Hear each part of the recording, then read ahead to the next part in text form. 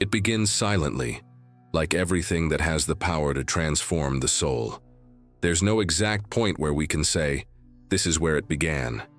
It's like a shadow that moves slowly, an imperceptible slide from innocence to fear. Sometime between the purity of childhood and the weight of conscience, you learned that peace was a reward, that love needed to be earned, that being loved depended on an unstable balance between being what is expected and erasing what you are. Perhaps it was your father's stern gaze when you dared to say what you thought, or your mother's cold silence, which transformed disappointment into absence. You didn't understand the rules, only the consequences, and in trying to avoid them, you began to mold yourself. It was there that the instinct to please was born, not as a virtue, but as a survival strategy. The soul, still fragile, quickly learns the languages of fear. It learns that yes saves and no isolates. It learns that harmony is worth more than truth. And so the child grows up believing that keeping others happy is the same as staying alive. It's a prison disguised as kindness, a form of emotional slavery masked as empathy. Carl Jung said that everything we deny within ourselves returns in the form of destiny. And perhaps that's what happens to those who try to please the world. By denying their anger, their selfishness, their individuality, they unknowingly create a destiny of submission. Because the unconscious does not tolerate the silence of forgotten parts. It makes them scream through exhaustion, anxiety, and the constant feeling of inadequacy. There is something tragic and sacred in this. Tragic because the human being loses themselves in order to be accepted. Sacred because it is in this very abyss that awakening can begin. How many times have you said yes when everything inside you screamed no? How many times have you smiled to avoid bothering someone, praised someone to avoid displeasing them, yielded to avoid losing someone? There is a moment, perhaps you recognize it, when the body bends and the soul protests silently. It is the moment when the mask weighs more than the rejection it tries to avoid. And it is at that moment, precisely at that breaking point, that Jung whispers from somewhere inside, what you call weakness is merely a misdirected strength. The person who lives to please is not weak. They are excessively adaptable. They learn to read the expressions of others before understanding their own emotions. They became experts at anticipating the desires of others, a creature molded by the need to be accepted. But the price of this adaptation is high. Each concession tears away a fragment of their being, and the mirror becomes increasingly blurred until the reflected face is no longer recognizable. The self becomes a collection of reflections, a mosaic of external expectations. The cruelest part is that the body remembers. It stores forced silences, swallowed words, interrupted tears. Every time you fall silent to maintain peace, your body registers the sacrifice. The nervous system, conditioned by the fear of rejection, continues to operate as if there were still danger. Even as an adult, you feel your heart race at the thought of contradicting someone, your stomach clench at the imagining a disapproving look. It's as if the child is still there inside, desperately trying not to be left alone in the dark. But what if this child no longer needed to please in order to be loved? What if the harmony you try to maintain was just a mirage created by fear? Jung teaches us that the individuation process, the soul's path toward wholeness, begins when we stop seeking approval and start seeking meaning. The first step is painful, admitting that the conditional love we received was not true love, but a bargaining chip. It's a blow to the soul, yes, but it's also the beginning of liberation. The mind tries to resist. It repeats old programming. If I disappoint, I will be rejected.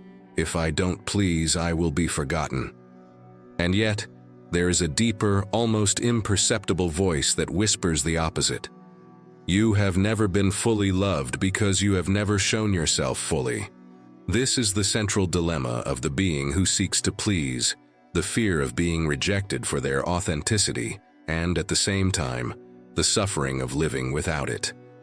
The path home involves recognizing this paradox. It's not about becoming cold, selfish, or indifferent. but about understanding that true love doesn't require sacrificing your essence. The shadow, that hidden territory Jung describes, contains precisely what you try to hide in order to be accepted: your anger, your vanity, your sensuality, your strength. To deny it is to deny yourself. To integrate it is to finally begin to exist. But what does it truly mean to exist? Is it possible to live without applause, without the smile of approval, without the certainty that we are loved? The answer, though simple, is frightening. Yes, it is possible. But it requires crossing the desert. It is the desert of the soul, where masks dissolve and silence reveals what has always been hidden.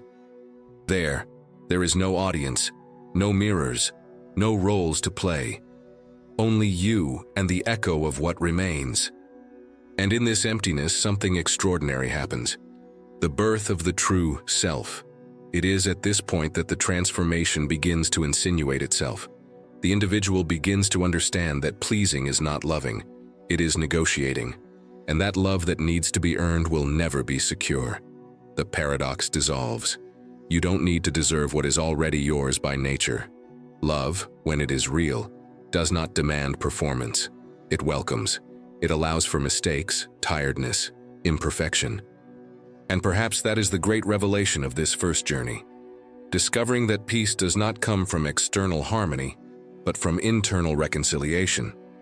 Peace is not in controlling the reactions of others, but in the courage to uphold one's own truth, even when it causes discomfort. The silence that was once punishment becomes a refuge. The gaze that once sought approval begins to seek depth. Carl Jung said that whoever looks outside dreams, whoever looks inside awakens. And awakening is a violent act. It is tearing oneself away from the hypnosis of wanting to please. It is realizing that excessive sweetness can be a form of self-punishment. It is feeling for the first time the bitter and liberating taste of one's own will. To traverse this awareness is like breaking a mirror. Fragments of oneself scatter everywhere, and there is blood on the hands of those who try to gather them. But it is in this bleeding that the being learns the value of its own truth. What is born after this pain is not the perfect version of you, but the living version, the one that no longer asks permission to exist. And then, when the weight of the old masks begins to fall, something silent happens. The heart, accustomed to serving, learns to beat for itself. The soul, once bent to fit into other people's molds, begins to expand. And in this movement, there is a mixture of fear and ecstasy, as if the whole world were breathing along with you for the first time. But make no mistake, liberation is not the end. It is only the threshold. Because by abandoning the old pattern of pleasing, something deeper awakens, an ancient, dark, and luminous force that has not yet been named. The liberated being realizes that the journey is not about being loved, but about loving consciously. And it is precisely at this moment, when the echo of the past seems to fall silent, that the true confrontation begins. What to do with freedom when it no longer depends on acceptance? What to do with the power to be whole? The answers are still unclear. The air seems suspended, and the path ahead pulsates like a promise. Something is about to emerge from the depths, something that will change everything. There's something deeply unsettling about realizing that their sweetness was born from fear, that the gentle gesture, the ready smile, and the infinite patience are not virtues, but defense mechanisms. It all begins with small signs, the distant gaze of a father who closes himself off without explanation, the sudden mood swing of a mother who one day caresses and the next is silent. You learn to observe as if trying to predict the weather. You notice the tone of voice, the way they sigh, the way they walk around the house. With each sound, the body reacts. A lighter step, a more measured word. It's the internal radar adjusting, the child transforming fear into vigilance. And without realizing it, you become an expert at reading others and illiterate about yourself. You learn that too many emotions are bothersome, that sadness is tiring, that anger is dangerous. You learn to smile while something inside screams. You learn to apologize for existing, And saddest of all, you believe that this is love, that remaining calm is the purest form of caring, that yielding is the same as understanding. Carl Jung said that the unlived life within us becomes destiny. And perhaps that's exactly what happens. What you don't express, what you bury under the guise of serenity, returns in the form of exhaustion, anxiety, and emptiness. Because the body doesn't lie. It carries in every muscle the effort of someone who has spent their life trying not to be a burden. It's curious how this mask of serenity spreads to all areas of life. At work, you become the most helpful, the most reliable, the one who never says no. You take on tasks that aren't yours, accept impossible deadlines, extend your hours until your body begs for mercy. Your colleagues praise you. You're amazing. You always find a way. And you smile, even with exhaustion gnawing at your soul. Deep down, you feel a pang of pride.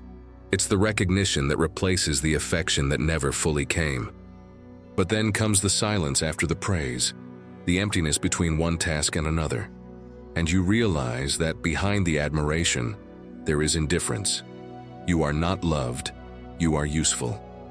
At home, the story repeats itself. Friends know they can count on you anytime, even when you're exhausted. You listen, advise, comfort, and are rarely listened to. You're everyone's safe haven, but no one notices that your own sea is in storm.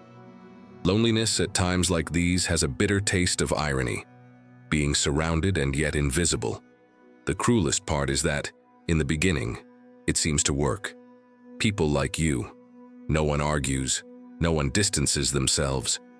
But over time, something starts to crack. That automatic yes begins to burn in your throat. That polite smile starts to hurt, because the tired body wants rest and the hungry soul wants truth. You begin to notice that people no longer love you. They use you with affection. And when you try to change, when you dare to set a limit, something unexpected happens. Their affection diminishes. That's when the shock comes. The original fear returns like an echo. Your heart races, sweat breaks out on your palms.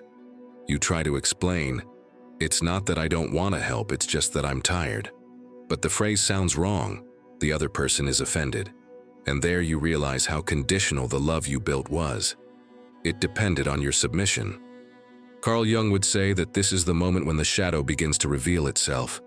That part you've kept locked away for years, the anger, the pride, the urge to say no, awakens with force. And it's frightening, because all your life you've been taught that being good meant being docile. And suddenly, what emerges is an ancient, almost sacred fury saying, "Enough."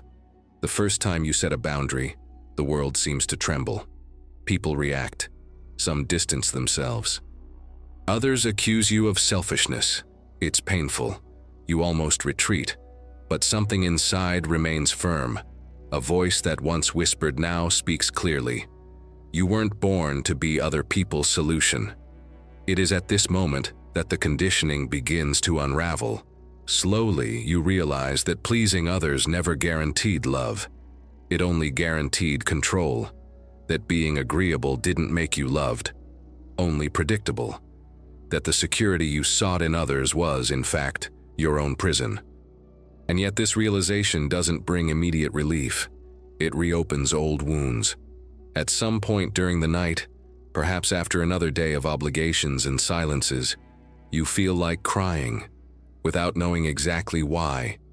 It's as if the weight of all the accumulated compromises collapses onto your shoulders. And there, between tears and short breaths, something happens.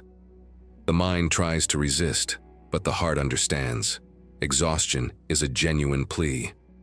Jung said that the unconscious speaks through symptoms, and it's possible that this fatigue without apparent cause is the soul's way of calling attention. It wants to be heard. It wants to be seen. It wants to exist. But awakening doesn't happen all at once. It comes in flashes. A discomfort here, a burst of courage there, a moment of sincerity that breaks the pattern. You begin to test the new behavior. You say no to a request you would normally accept. The person reacts badly. You feel the old fear rising, that feeling of being rejected. But the rejection doesn't come. Or it does, and you survive.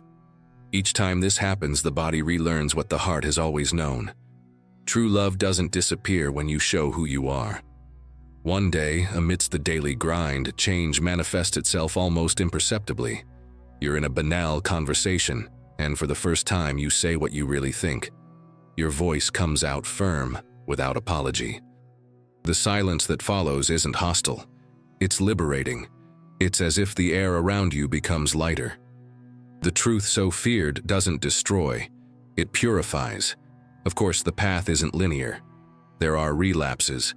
There are days when the old impulse to please returns with force, like a reflex the body hasn't yet unlearned. In those moments, you observe yourself and breathe. You no longer judge yourself, because now you know this instinct was born from fear, not malice. And recognizing this is the first act of self-compassion. There are also moments of discovery. You begin to realize that silence isn't always absence. Sometimes it's space. That discomfort isn't a sign of error, it's a sign of growth. And that the love that blossoms from authenticity is scarcer, yet infinitely more true. But there is something deeper that begins to stir beneath this surface of rediscovery. A strange, almost mystical feeling, as if something within you is being observed from the inside. It is the unconscious opening its doors. It is the archetype of the wounded healer, of which Jung spoke, approaching consciousness. Because those who have lived pleasing the whole world know, without realizing it, the universal pain of the soul divided between duty and desire. And it is in this fissure that the mystery takes hold. In dreams you begin to see symbols you don't understand. A house collapsing, a mirror breaking, a child running towards the sea. The unconscious speaks in images, and each one carries an invitation. The sea, perhaps, represents freedom. The mirror, truth. The house, the old self that no longer accommodates what you are becoming. The process of liberation is not linear, but it is inevitable. Because once you glimpse what it means to be whole, there is no going back to the old submission. The old pattern tries to pull you back like invisible chains. But now there is a new perspective within you, a perspective that sees fear but does not succumb to it. And then life begins to subtly change. People who surrounded you out of convenience drift away. Others unexpectedly draw closer. There is discomfort, yes, but also a strange feeling of lightness, as if the air were finally breathable. The silence no longer hurts. Loneliness no longer frightens. There is a calm power in being with oneself, but something remains unresolved. A question that persists, even amidst this newfound freedom. Who am I when I'm not trying to be loved? This question doesn't bring an immediate answer, only a feeling. Because the true encounter with oneself hasn't happened yet. It approaches like a distant, audible, inevitable storm. The wind changes, the body feels it. Something is coming from deep within, something ancient, hidden, that longs to be revealed. And it is there, between fear and fascination, that the next journey begins. Healing begins when silence ceases to be about survival and becomes a choice. When the body, exhausted from disguising itself, allows itself to breathe outside the rhythm imposed by others. It's an almost imperceptible instant, a small gesture, a phrase spoken firmly, a whispered no, a pause before yielding. But it is in this detail that destiny changes direction. For the first time, you don't act out of fear. You simply are. And this simply contains a force that the world doesn't understand, but that the unconscious recognizes as the beginning of liberation. At first, the new behavior sounds strange. You speak your mind, and the air seems thicker, as if the very space around you awaits the reaction of the old, invisible judges. The body reacts as before. The heart races, sweat breaks out, the old fear of abandonment awakens. But nothing happens. No one destroys you for being true to yourself. The house doesn't collapse. Affection doesn't evaporate. The world keeps turning. And in that small interval between fear and reality, A revelation is born. The danger was never outside. It was always inside. You realize that every time you remained silent to preserve harmony, you weren't protecting anyone, only perpetuating an old pattern. You were repeating the same script learned in childhood, the same pattern where your worth depended on the comfort of others. And upon recognizing this, something inside breaks. For the first time, you see the cycle not as destiny, but as conditioning, and conditioning can be unlearned. But what happens when the mind tries to rewrite its own history? When the old voices, those that said, "Don't be difficult, don't cause trouble, don't hurt anyone," begin to lose their power. The resulting silence is disconcerting. There's a void between who you were and who you're becoming, an interval where nothing seems to make sense. And it's in this vacuum that the soul asks, almost in a whisper, "Who am I without the need to be accepted?" The answer doesn't come immediately. It manifests itself in simple gestures. A morning when you wake up and feel the weight on your shoulders is lighter. A conversation where, without realizing it, you speak without measuring each word. An encounter where you allow yourself to be present, without trying to impress, without anticipating what the other person will think. And suddenly, there's something new in the air, a lightness that doesn't depend on anyone's gaze. But soon the ego tries to regain control. It fears the void and seeks new ways to justify itself. "If I am not useful, I will be forgotten," it whispers. It is at this moment that the mind creates new masks, more subtle, more sophisticated. That of the wise man who understands everything, that of the altruist who forgives everything, that of the spiritual one who rises above conflict. They are disguises for the same fear, the fear of being merely human. Carl Jung warned that the unconscious doesn't become luminous when observed, but when traversed. And it is at this point that the traversal becomes most profound. Because now the challenge is not only to say no to others, but to say yes to what exists within you and still frightens you. The anger that once hid beneath calm, the desire that was exchanged for morality, the loneliness you tried to fill with utility. All of this returns like ancient waves crashing on the shore of consciousness, demanding recognition. Is it possible to embrace these parts without losing yourself? What if what you call a flaw is actually a repressed potential? What if the fear that has always guided you is about to reveal itself as the wisest teacher of all? There are nights when the unconscious speaks through images. You dream that you are in a flooded house, the walls covered in cracked mirrors. In the reflection, there are faces of yourself that you have never seen. Child, adult, elder, all stare at you with the same silent gaze as if expecting you to recognize them. Upon waking, the dream seems merely strange, but there is something in it that haunts you during the day. The feeling that the house was you, that the mirrors showed the lives not lived, the emotions that remained locked behind the need to be good. The mind tries to rationalize, but the body understands first. There's a new urgency in emotions, a desire to express oneself without asking permission. You begin to say what you feel without so much fear of judgment. Sometimes it's confusing, sometimes it's awkward, but it's real. And curiously, the more genuine you become, the more people distance themselves. And paradoxically, the closer those who stay truly get. Love now begins to show its true face, not that of approval, but that of reciprocity. Then a new realization emerges. People don't love you for being perfect, but for being human. And at the same time, those who distance themselves never truly loved you. They only fed on the domesticated version you offered. It's a liberating and painful revelation. Because along with freedom comes loneliness, a different kind of loneliness, yet fertile, like the soil before the seed. You begin to understand that authenticity comes at a price. It disrupts systems based on convenience. By becoming whole, you threaten the illusion of those who prefer halves. And it is in this clash that individuation, that living concept Jung described as the soul's call to wholeness, begins to take shape. But resistance still exists. There are days when the old reflex returns with force. A tense conversation, a disapproving look, a prolonged silence. The body wants to return to the old pattern, to please, to yield, to soften. You feel the impulse, but now there is something new, awareness. And awareness interrupts the automatism. The gesture that was once instinctive is now a choice, and choosing is an act of power. Why does power frighten so many? Perhaps because it has always been confused with domination.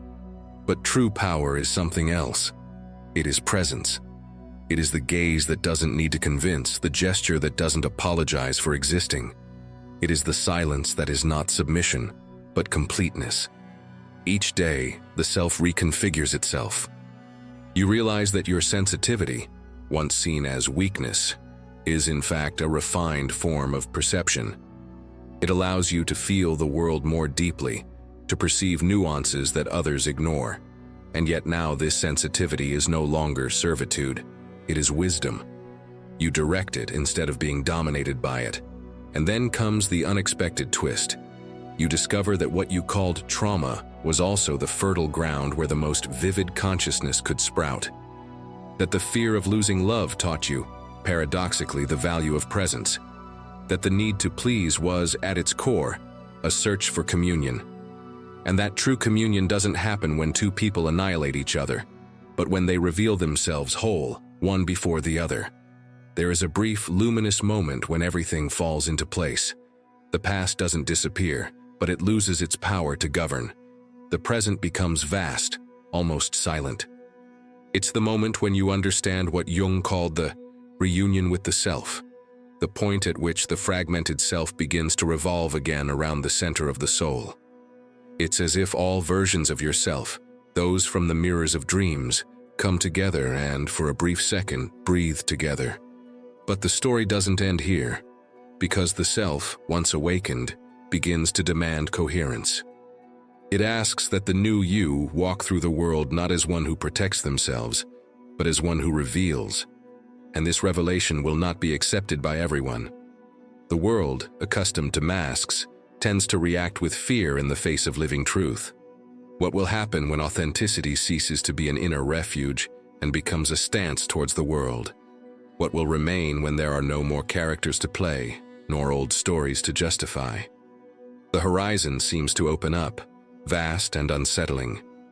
The inner journey, which seemed to have an end, reveals itself to be merely a portal. And something unfathomable, perhaps the self itself, begins to call to him again from the depths of silence. At first, silence is the hardest thing.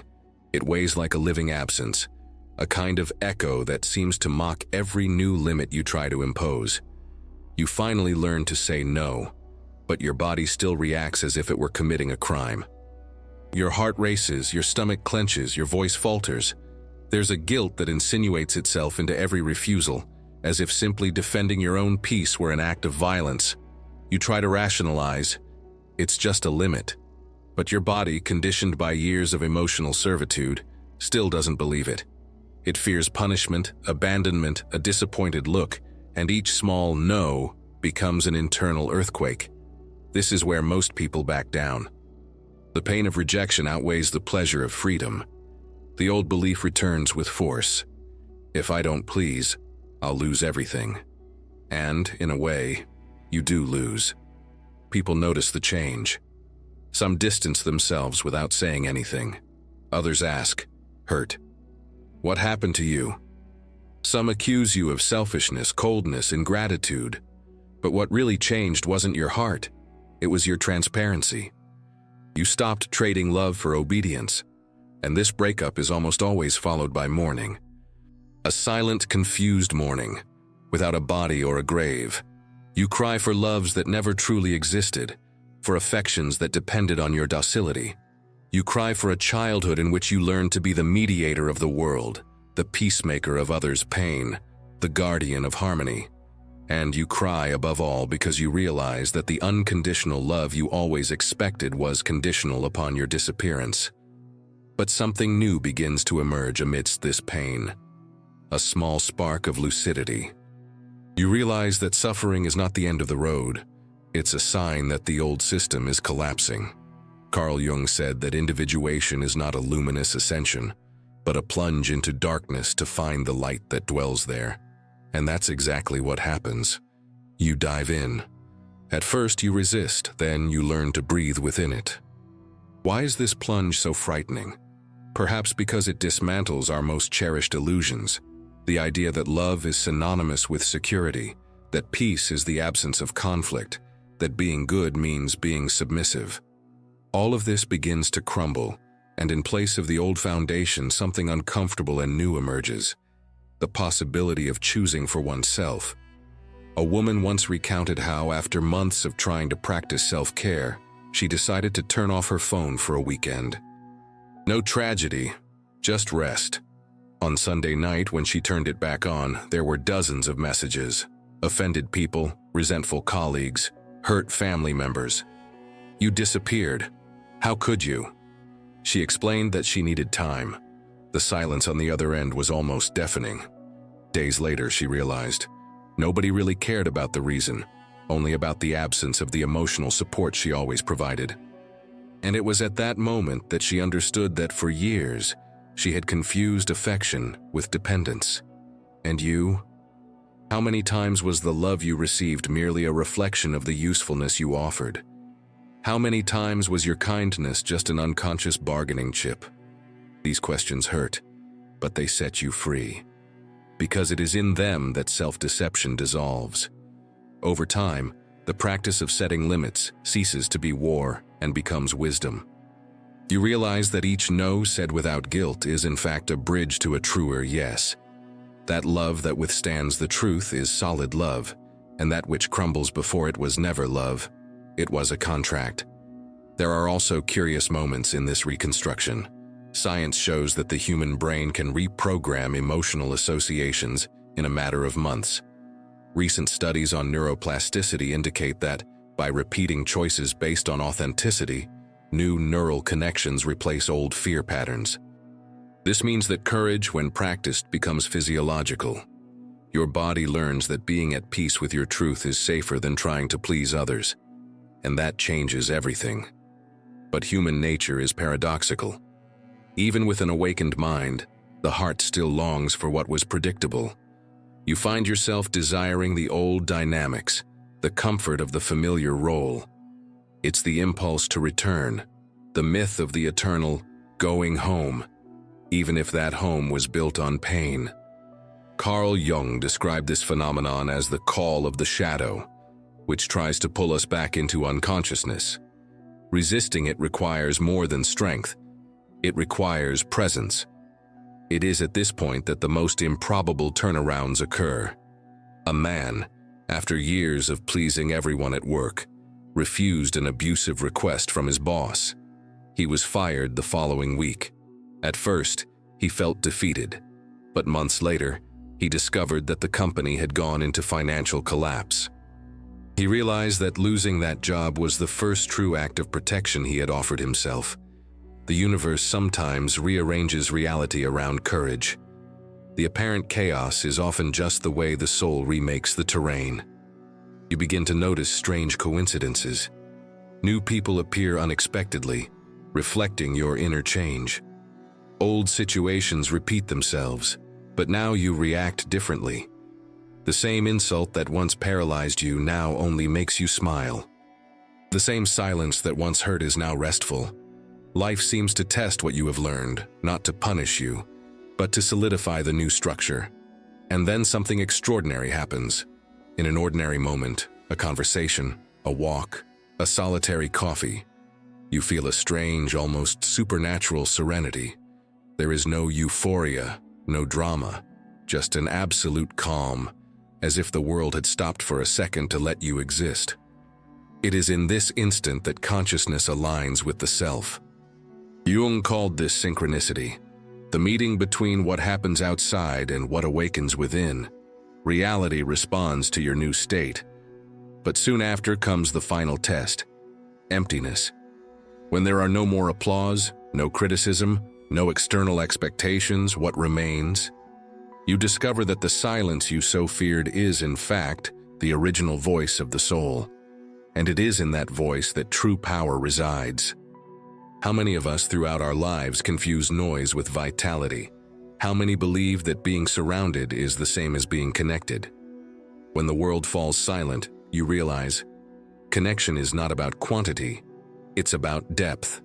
And depth requires solitude, it requires pause, it requires listening. In this new inner space, the sensitivity that once hurt you transforms into a beacon. You begin to sense the intentions behind words, to perceive the subtle imbalances in relationships, to distinguish who approaches you out of love and who comes out of convenience. It's not mystical intuition. It's the unconscious finally operating in harmony with consciousness. And then, the improbable happens. What once made you vulnerable becomes your greatest strength. Your capacity for empathy, previously used to anticipate and avoid rejection, now becomes a compass for understanding the world without getting lost in it. You no longer seek approval. You seek harmony. And this change is so profound that it alters the very field in which you live.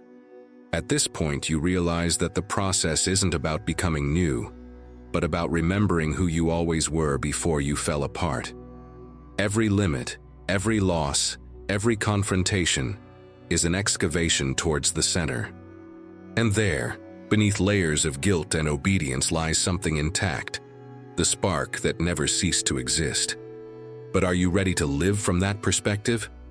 Because living authentically isn't just about freeing yourself from the past. It's about venturing into the unknown. It's about walking without the shield of conformity, without the disguise of needing to please.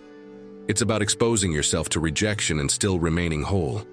The road ahead seems silent and vast.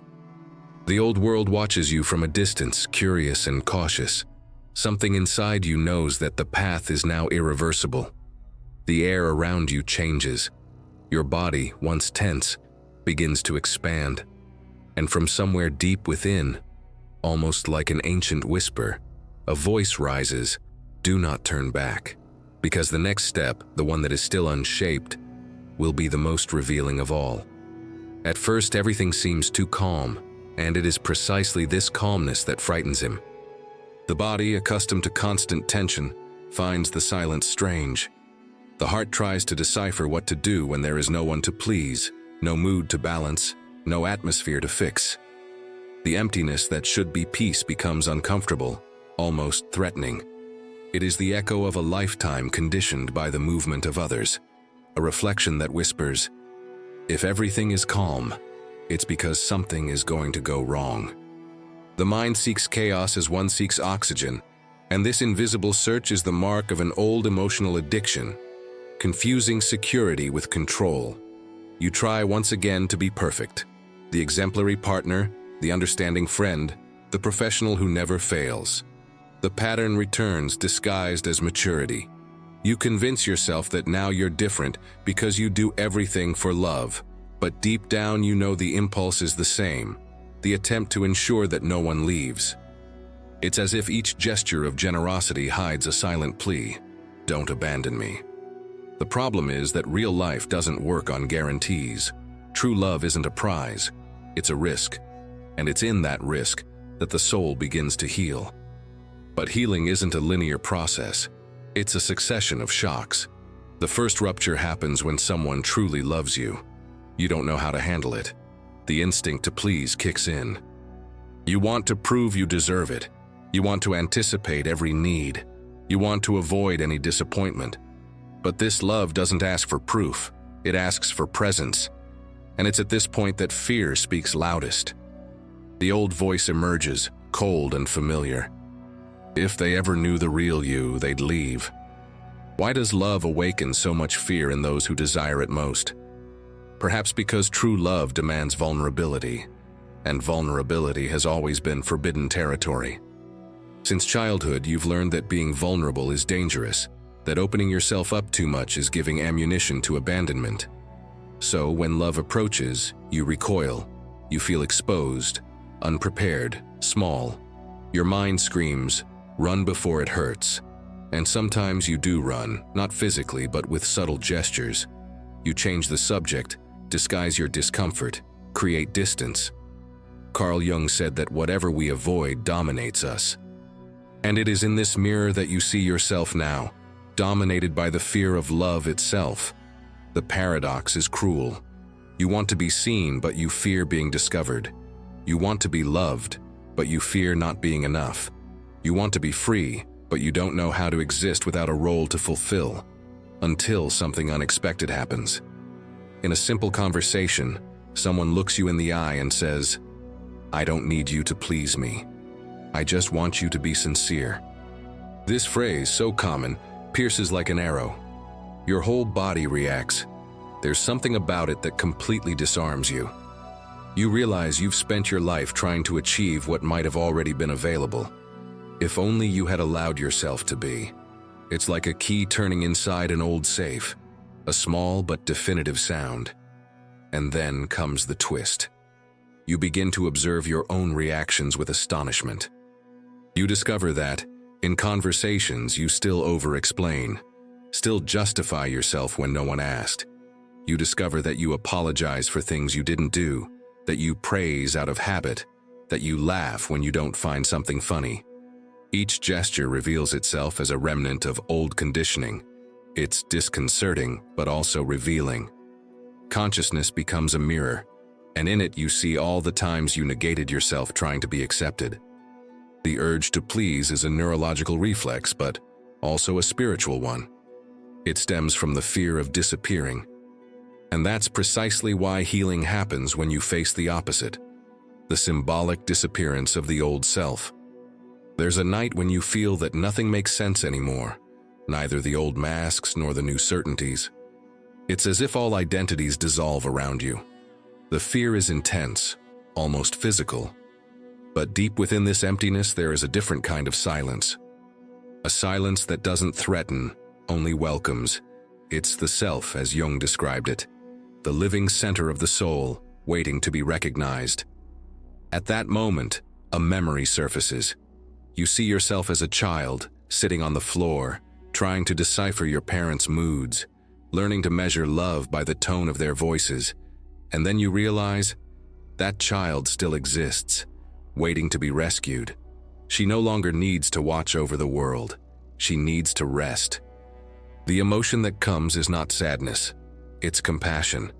You hold her in your arms, close to your heart, and say, "You don't need to try so hard anymore." And something within her believes it. It is at this moment that the body changes. Breathing slows, the chest opens more. The fear is still there, but it no longer controls anything. You observe it with tenderness. The enemy transforms into a messenger. Fear did not come to punish. It came to remind you how much you truly desire to live. But the world outside reacts unpredictably. Some don't understand the new lightness. Some are irritated by your calm. People accustomed to your subservience test you, try to provoke you, gauge whether the change is real. And, to your surprise, you don't need to fight. You just need to remain. Silence is now your shield. Balance, your sword. You no longer react. You respond. You no longer seek to convince. You understand. You no longer beg for love. You offer your presence. There are days when the old pattern still tries to return, disguised as kindness. But now you recognize it, and the simple act of recognizing it weakens it. That's how the cycle begins to unravel, not with grand gestures, but with small daily loyalties to your own truth. And then something almost supernatural happens. Life begins to respond at the same frequency. Situations that were once chaotic resolve themselves serenely. Genuine people draw near, attracted by a peace you don't even realize is emanating from you. It's as if the entire universe finally begins to treat you the way you've learned to treat yourself. But not everything is harmony. One day, the unexpected returns, a loss, an argument, a rejection. The old reflex awakens. What did I do wrong? For a moment, despair returns, but soon you smile. Because now you know you did nothing wrong. Pain is not punishment. It's part of life. You understand that you don't need to fix the world to feel at peace. Imperfection is the fabric where true love is woven, and by accepting this, the world changes color. Love is no longer a contract, it's a state of being. Loneliness is no longer emptiness, it's space. Fear is no longer an enemy, it's a compass. You begin to live from the center, and living like this is like walking on a calm lake. There is movement, but no urgency. Carl Jung said that encountering the self is returning to a home that never existed in time, but always existed in the soul. And that's exactly the feeling that arises now, that of finally being home, even without an address. Peace is not static, it's alive, it breathes, it changes along with you. But the story doesn't end there.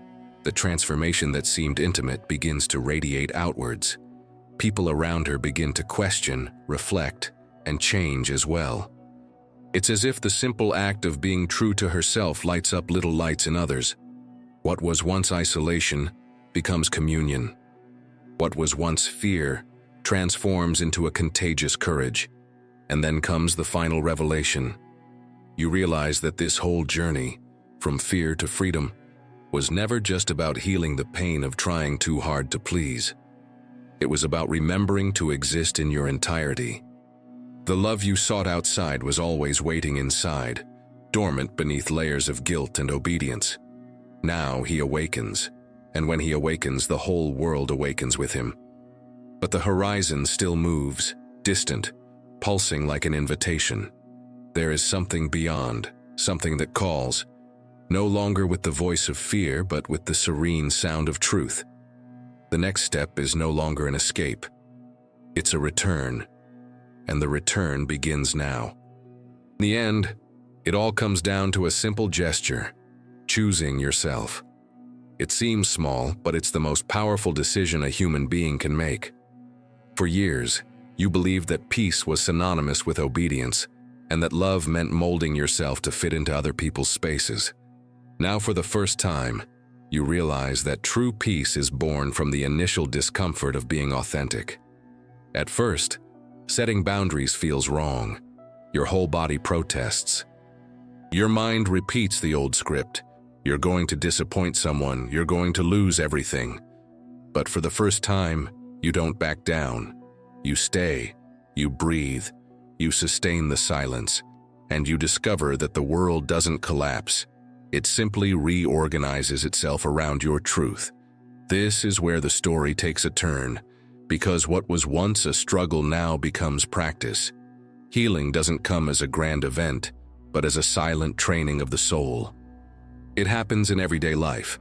In the email you refuse to answer outside of work hours, in the conversation where you decide not to justify yourself, in the moment you accept the discomfort of disappointing someone without hating yourself for it. Each small no rewrites a piece of the past.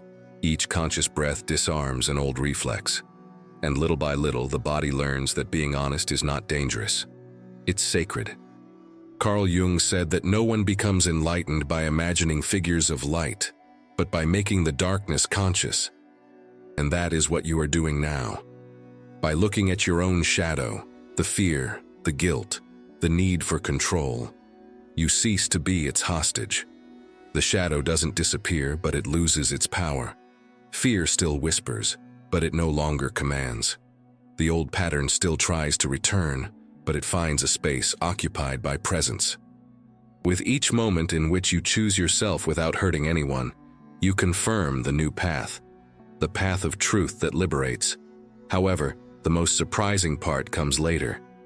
When fear gives way to clarity, the world begins to respond differently.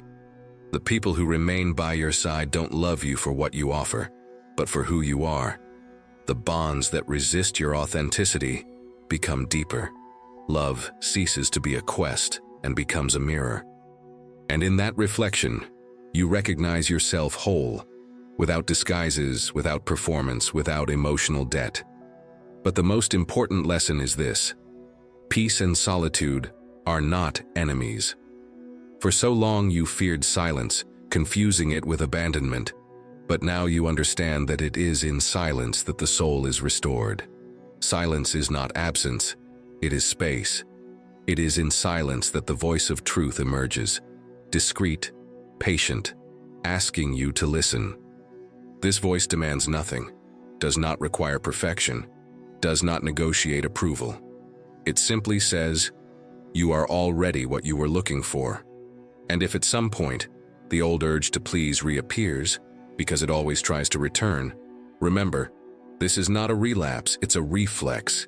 The body is simply testing the new frequency. When you feel the urge to over-explain yourself, stop mid-sentence, breathe in, observe the fear with gentleness. Tell yourself, I don't need to justify my existence. This simple phrase is a portal. Each time you repeat it, you reaffirm your freedom. There is a profound difference between being kind and being submissive. Kindness is born of love. Submission is born of fear. Kindness is a choice. Submission is a reflex. When you act out of love, you feel expansion. When you act out of fear, you feel contraction. That is the compass. If the gesture makes you shrink, it is not kindness, it is self-denial. If the gesture makes you breathe easier, it is authenticity. It's simple but transformative. Over time, you will realize that you don't need to force change in anyone. Your own transformation is the most powerful invitation the world can receive. People will observe you and, without realizing it, begin to wonder why they feel different around you. It's because truth vibrates, it radiates, and authenticity is contagious. When you allow yourself to exist without fear, others begin to consider the same possibility. That is the silent effect of healing. It spreads. The practical application of all this isn't in inspirational phrases, but in conscious actions. When you feel guilty for setting a boundary, see that guilt as a sign of growth. When someone reacts badly to your truth, remember that their reaction belongs to them. When the fear of rejection arises, thank it for protecting you for so long, and move on. And when you realize you're seeking approval, stop and ask, what does my truth need now?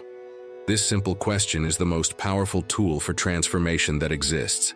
Life will begin to reshape itself according to this new awareness. Situations that previously caused you anxiety will dissolve. Fragile relationships will disappear, giving way to solid connections built on mutual respect.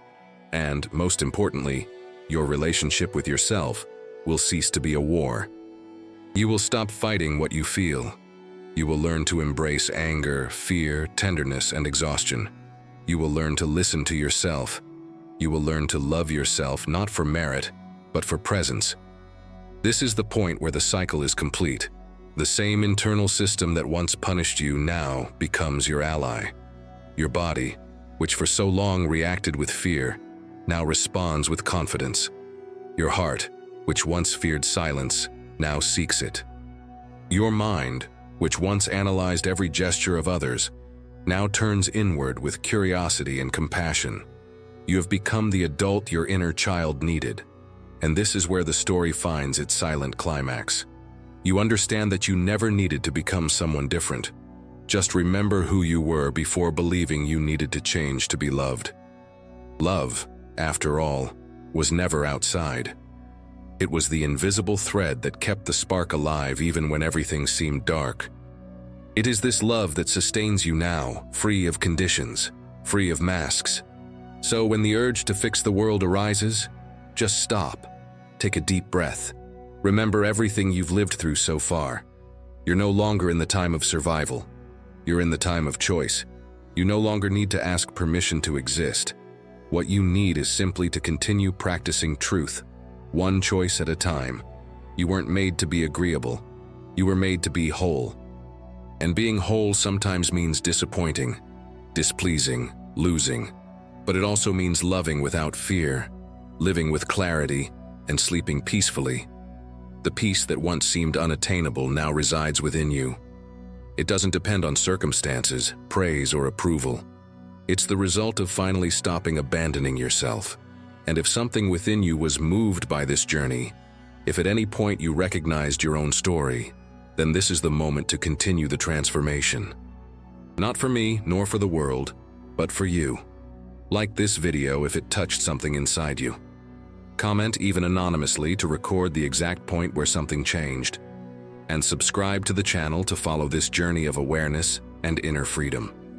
Because life is generous to those who choose to live awake. And now that you've remembered who you are, The whole world awaits you, not for you to please it, but for you to inspire it.